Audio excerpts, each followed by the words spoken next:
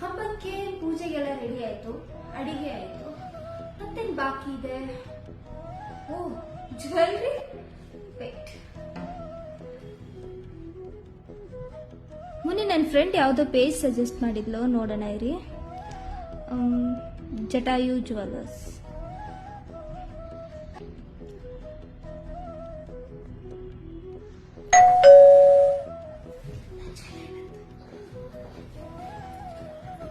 ನೀವು ನೋಡ್ಬೇಕಾ? ಬನ್ನಿ. Wow, try ಮಾಡೋಣವಾ?